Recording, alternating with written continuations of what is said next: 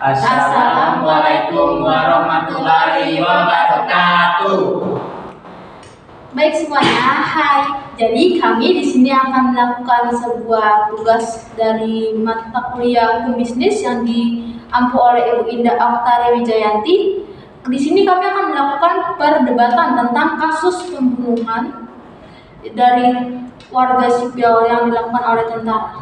Jadi mari simak video selanjutnya.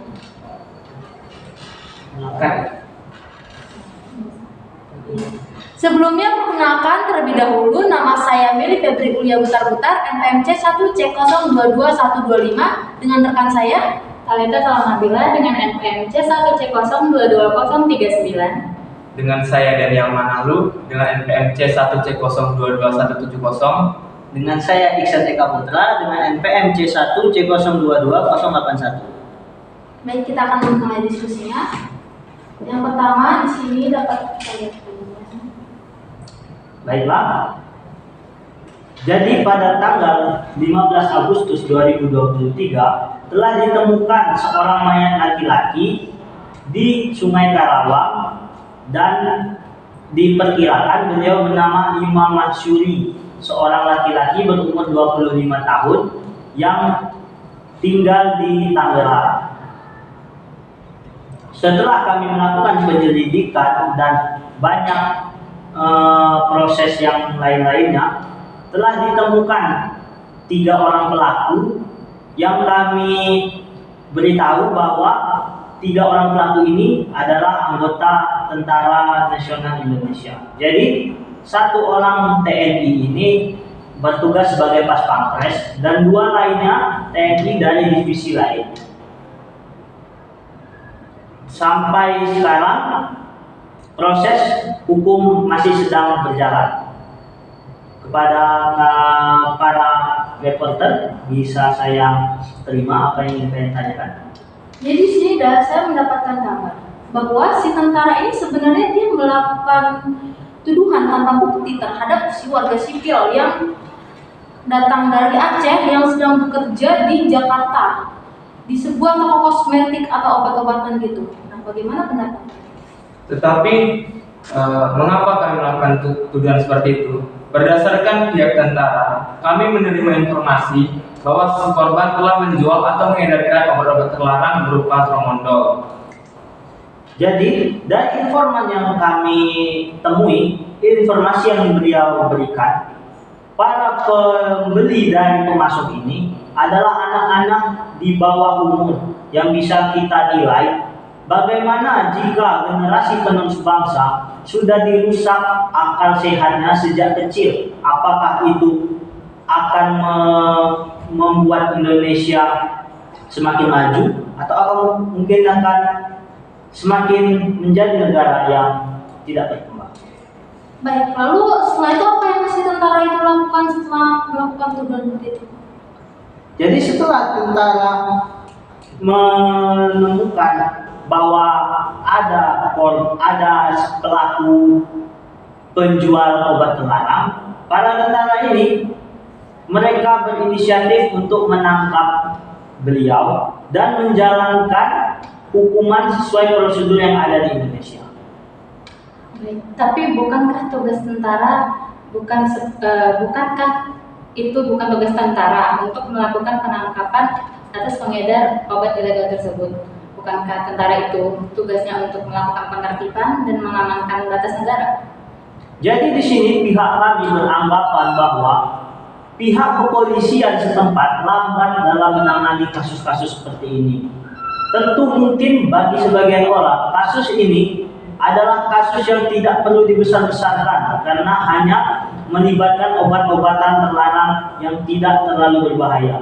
Namun apabila ini sudah dibudidayakan sejak dini dan terlebih lagi para target ini adalah para penerus bangsa, itu pasti akan mengganggu bagaimana perkembangan Indonesia ke depannya apabila penerusnya saya sudah bobrok. Baiklah, saya teruskan. Apakah ada lagi? Baik, tapi kami dengar kabarnya bahwa tentara ini melakukan meminta uang damai kepada si warga sipil ini sebesar 50 juta. Padahal kan warga sipil ini kan dia juga kan pekerja dari Aceh gitu kan ke Jakarta gitu. Dan juga kenapa sih tentara ini meminta uang damai ini kepada si warga sipil ini? Kami memang memberikan opsi atau pilihan dengan memberikan jalan pintas kepada si korban untuk membantu meringankan waktu yang terbuang untuk korban sebagai pekerja. Sedangkan kalau si korban mengikuti sidang, dana yang akan dikeluarkan untuk mengikuti sidang hampir setara dengan dana yang kami ajukan untuk sebagai uang perdamaian.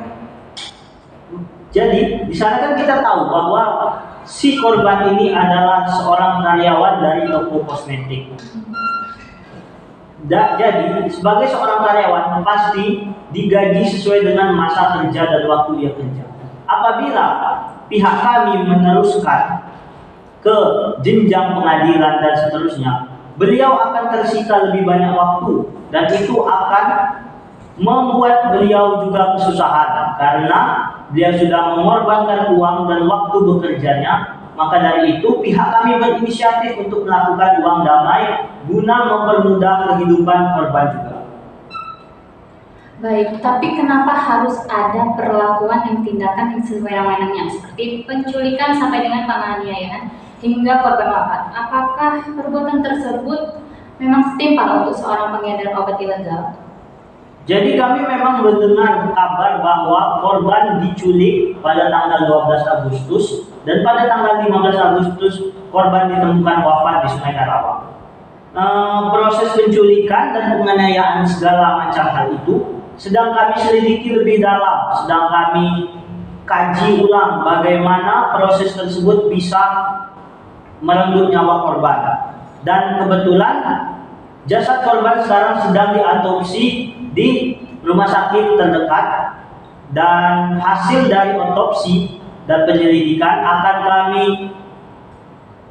kami kabarkan secepatnya dengan secara transparan tanpa ditutup-tutupi. Apabila dari pihak kami melakukan kesalahan, kami akan memberikan hukuman yang seberat-beratnya. Baik, tapi kami di sini mendengarkan kabar bahwa si korbannya ini yang telah tiada ini setelah dari penculikan dan bahkan dianiaya oleh tentara ini malah dibuang ke Sungai Karawang itu. Karena kami merasa panik dan kehilangan akal karena telah melihat si korban tidak bernyawa, dan untuk menghilangkan barang bukti kami langsung membuang si korban ke Sungai Karawang dengan keadaan terpaksa. Jadi pada saat para pihak kami ini mengetahui kalau korban sudah wafat, mereka langsung panik tanpa berpikir panjang lagi dan tidak mengikuti prosedur sebagai seorang anggota TNI. Seharusnya apabila kita telah membunuh seseorang atau telah mencelakai seseorang, kita harus melapor atau menyerahkan diri. Namun karena beliau panik, jadi tanpa berpikir panjang, beliau pelaku dari pihak kami berusaha untuk menghilangkan barang bukti agar kasus ini tidak terekspos di dunia luar dan akan mencoreng nama Tentara Nasional Indonesia. Apakah ada lagi yang ingin ditanyakan? Oke, saya masih ada pertanyaan lagi. Jadi kan si tentara ini kan telah melakukan pembunuhan dan dia itu telah membuang. Nah, apa sih sekarang tindakan lanjut dari sebuah kepolisian kalau tahu tentaranya ini telah melakukan hal tersebut yang tidak menyenangkan seperti itu? Jadi proses hukum dari kasus ini tidak kami serahkan ke kepolisian, tapi pihak kami militer yang akan menjalankan proses hukuman kepada anggota kami. Kami akan memastikan dan menyelidiki apakah kasus ini benar-benar dilakukan oleh anggota kami atau ada oknum lain yang berusaha menjebak anggota kami. Apabila terbukti anggota kami benar-benar melakukan kejahatan seperti itu, kami akan memberikan hukuman mati bila perlu sesuai dengan prosedur kemiliteran. Karena bisa kalian tahu hukum militer lebih kental daripada hukum pidana di luar sana. Berarti kalau untuk kabar tentang dari keluarga sipil ini udah itulah ya. Dari pihak keluarga sipil kami sudah menghubungi ibu korban. Ibu korban meminta bantuan kepada kami untuk menghukum para pelaku ini dan menyelidiki dengan seksama bagaimana anak kesayangan beliau bisa tewas di tangan anggota kami. Kami sudah menghubungi dan beliau menyerahkan sepenuhnya kasus ini ke pihak militer. Apapun keputusan hasilnya nanti akan kami buka sidang, akan kami persiapkan sidang terbuka yang bisa disaksikan oleh rakyat Indonesia. Karena bisa kita ketahui beberapa waktu yang lalu kita sudah digemparkan dengan aksi Kadif Propam Ferdi Sambo yang dimana membunuh ajudannya sendiri. Tentu hal ini kembali merambah atau memberi ibaratnya badai petir di pihak keamanan negara Indonesia. Karena beberapa waktu yang lewat pihak kepolisian telah melakukan kejahatan yang menghilangkan nyawa orang. Selang beberapa bulan kemudian pihak militer yang membunuh warga sipil. Tentu hal itu perlu dikaji ulang oleh pihak keamanan di Indonesia. Apakah ada lagi yang ingin ditanyakan?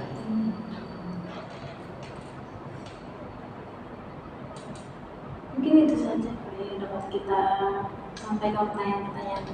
Baiklah, saya ucapkan terima kasih dan saya mohon maaf apabila ada salah kata yang kami ucapkan. Kami harap kalian akan menunggu bagaimana kelanjutan dari kasus ini.